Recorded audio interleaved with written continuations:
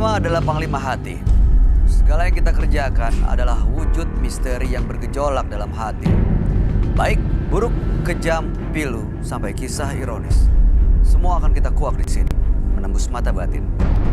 Di bulan baik ini kami akan menghadirkan orang-orang yang masih memiliki masalah atau konflik dalam hidupnya dan belum terselesaikan hingga detik ini. Malam hari ini bintang tamu yang sudah ada di samping saya juga seorang artis cantik yang pernah punya konflik, Ovi Sofianti. Selamat malam Ovi. Terima kasih sudah hadir di Menembus Mata Batin. Iya. Yang namanya manusia kadang-kadang kita kan berbeda pendapat, berbeda penilaian. Iya betul. Sama sahabat, sama teman, akhirnya jadi konflik. Atau bahkan sama keluarga. Kamu pernah nggak punya pengalaman kayak gitu? Pernah sih tapi udah lama, tapi sekarang Sama sudah. siapa? Ya waktu itu sama partner yang kemarin. Sempat konflik juga. Terus sama keluarga juga pastilah. Sama partner yang kemarin itu kenapa sih awal konfliknya? Boleh ceritain nggak sedikit? Enggak sih, ya biasanya kan kalau apalagi sama cewek sama cewek ya gitu kan cuma selisih paham gitu, gitu aja sih. Nah, terus akhirnya konfliknya sampai melebar. Enggak juga sih. Sampai kayak gimana tuh? Sampai nggak teguran, nggak teleponan? Sebenarnya sih kalau cuma konflik cewek sama cewek, biasanya kan kalau Ovi lebih diem orangnya ya. Ovi lebih diem, terus temennya gitu ya, partner Ovi ini yang ngomong gitu. Terus cara menyikapinya Ovi gimana? Milih diam? Milih diem, soalnya kalau Ovi ngomong takut malah makin lebar gitu. Jadi ya udah, Ovi minta maaf, dia juga minta maaf, ya udah clear gitu. Oh, udah sama-sama minta maaf? Udah. Tapi mengakui kesalahannya nggak? Iya sih, dia bilang ya udah kita sama-sama salah gitu. Udah. Oke, tapi mudah-mudahan sih ke depannya ini nggak terulang. Tapi setelah Iya. ada baikan lagi gitu lah katakanlah ya. Hubungan kamu jadi sama seperti sebelumnya apa enggak? Enggak sih, sekarang malahan udah jarang kontak sih, udah jarang ketemu gitu. Jadi nggak sama lagi ya? Enggak. Oke, baik. Ovi, kita akan segera ketemu dengan partisipan kita yang pertama ya. Ya, oke. Berikut ini akan hadir seorang wanita yang mengaku kecewa dengan ibunya karena gila harta. Malam hari ini kami akan panggil dia dengan nama samaran. Kami persilakan Marta.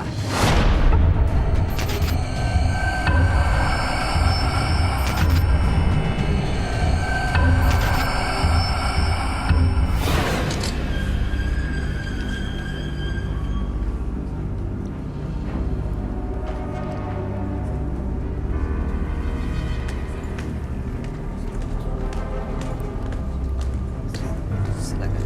Iya, terima kasih. Selamat malam, Marta. Selamat malam, Mas. Apa yang mau Mbak Marta ceritakan? Jadi gini, Mas.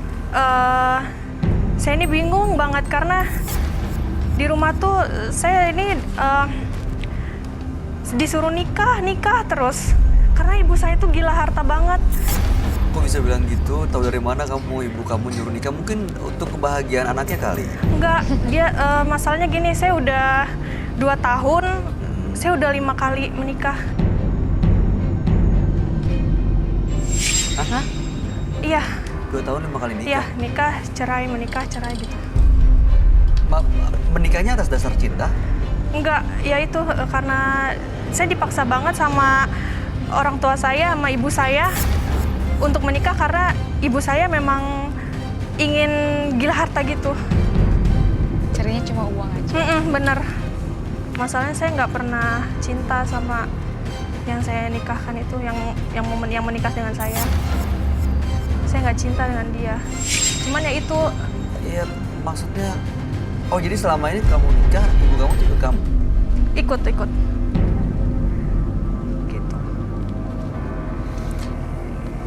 Sebenarnya kamu datang ke sini untuk apa, Mbak Marta? Aku mau kisah aku aja, aku mau ceritain kisahku gitu. Kamu ada harapan tertentu nggak? Mungkin mau supaya ibu kamu terbuka hatinya, Iya, supaya nggak benar. nyuruh kamu kawin lagi gitu? Iya, saya pengen nikah dengan orang yang saya cinta dan Kamu dia punya mencintai pacar? Saya punya pacar. Ada orang yang kamu cintai? Ada. Oke, ibu kamu tahu soal dia? Saya nggak berani kasih tahu karena kan saya nggak mau, masalahnya pacar saya itu nggak banyak uang yang kayak kemarin-kemarin Jadi saya ibu nikah kamu gitu. nggak tahu dan ibu kamu masih pengen kamu kawin dengan orang lain lagi dong? Iya. sampai nggak tahu saya juga misi dia apa. Pokoknya saya nggak dibolehin menikah dengan orang yang nggak ada, istilahnya nggak ada materinya. Ada niat untuk ngawinin kamu lagi memang? Udah pasti ada. Pacar kamu tahu soal ini? Nggak tahu. Selama 5 tahun menikah, kamu tidur sama suami kamu? Terkadang sih. Oke. Kamu bahagia nggak sebenarnya sama suami kamu? Nggak, karena ya saya nggak cinta gitu, Mas. Kamu ngeliatnya gimana? Ya kalau pribadi Ovi sendiri sih, Ovi nggak akan mau walaupun misalnya jadi anak durhaka gitu kan, kita juga berhak untuk bahagia sama pilihan kita masing-masing gitu sih. Baik, oke. Marta, kami akan ajak kamu untuk ketemu dengan sahabat kami ya. Kita sama-sama cari solusinya. Mudah-mudahan kamu bisa bahagia hidupnya dengan pasangan pilihan kamu. Dia adalah seorang indigo. Kami persilakan Roy Kiyoshi. Sebelumnya, tim Mata Batin sudah memberikan tanggal lahir dan nomor rumah partisipan kepada Roy Kiyoshi. Dengan mata batinnya, Roy akan membaca berdasarkan angka yang kami berikan. Marta, dengan tanggal lahir 10 Juni 1992 dan mendiami nomor rumah 29. Sosok wanita yang pasrah akan ujian dalam cobaannya. Hatinya sangatlah lemah, namun kepribadiannya sangat baik. Saya melihat bahwa adanya sebuah masalah yang cukup rumit terjadi dalam hidupnya. Saya merasakan bahwa ia dikelilingi oleh hawa negatif, namun tidak bisa merasukinya.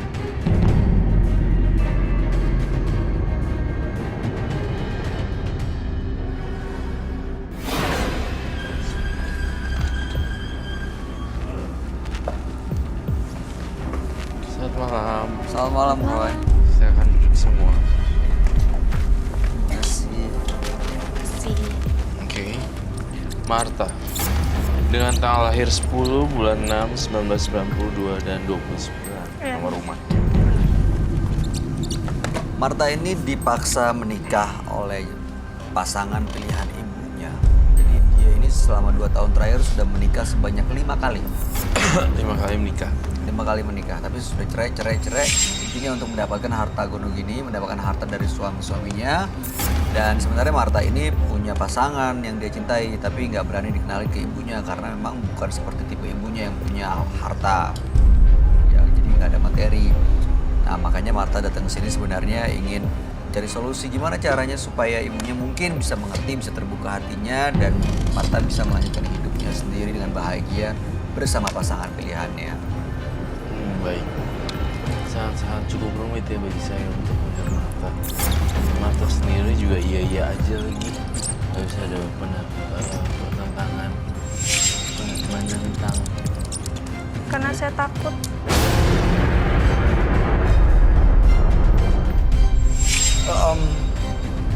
Pekerjaan ibu kamu apa sehari-hari? Sehari-hari dia suka arisan gitu. Arisan sama teman-temannya. Ya mungkin karena itu kali ya. Orang-orang yang dijodohin ke kamu itu umurnya lebih tua? Lebih tua, udah pasti lebih tua. Jauh lebih tua?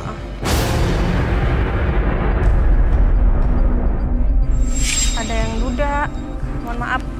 Duda? Ada yang Istri ada? Ada yang beristri juga? Ada. Satu. Aja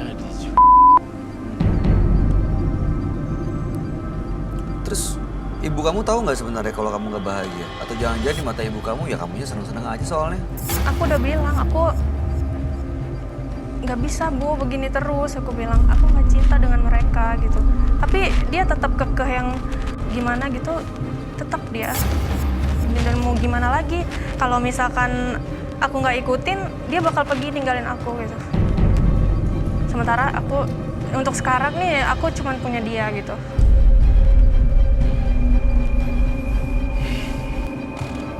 saya jadi kamu, saya pergi dari rumah. Tapi ibunya bisa terima nggak, Roy? Dengan sikap kayak gitu, maksudnya kalau pergi dari rumah, tipe ibunya menurut kamu kayak gimana sih? Rasanya nggak bisa deh. Harus ada pertikaian dulu baru bisa terpecahkan.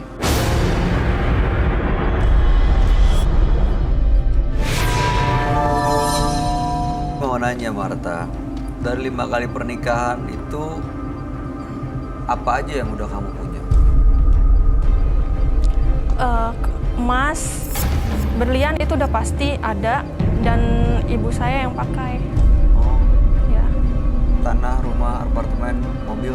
tanah itu ada di suatu daerah, terus rumah pun ada, cuman nggak terlalu mewah gimana. Terus yang kedua ini ada rumah yang kita tempatin. Kamu tinggalin berdua. Tinggal berdua dengan ibu saya.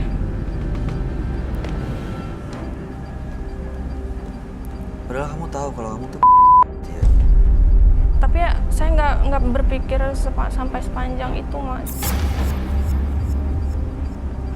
Karena ya saya ngikutin dia aja.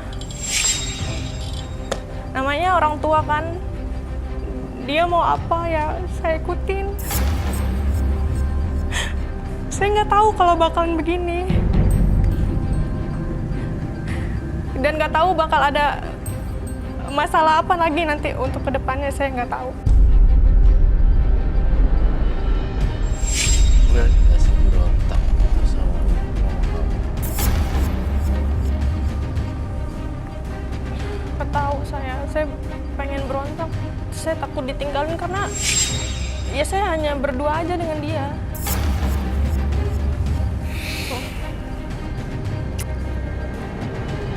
Kamu datang ke sini sama mama kamu, Pak? Datang ke sini Kamu ajak. Boleh saya lihat juga ya? Ketemu langsung. Oh, Boleh. boleh. Mama kamu tahu kamu kesini untuk bicarain soal ini? Tahu? Tahu soal 5 kali pernikahan? Kalau yang itu saya Nggak tahu. nggak tahu. Siapa namanya? Ibu.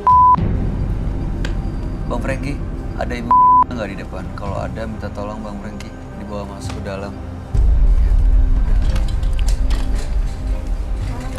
Selamat malam. Selamat malam. Oke. Saya di mana? Kasih sini, oke? Malam, Mbak. Apa Roy Kiyoshi? Ya, silakan Ibu. Iya, Selamat makasih. datang. Bu, Terima kasih sudah hadir malam hari ini. Iya. Ibu, anak Ibu namanya kita ganti dengan nama samaran, namanya Marta. Iya. Ya, untuk menyembunyikan identitasnya. Betul. Ibu juga namanya kita ganti, jangan ya. Kita ganti Ibu Ayu. Ayu. Ibu Ayu Iya. sayang sama anaknya. Ya, pertanyaan yang ini ya sebenarnya ya masa mana ada orang tua nggak sayang sama anak ya. Tapi Pasti, sayang ya. kan Ibu ya. Pasti saya sayang sama anak saya dan pengen yang terbaik buat anak saya. Oke.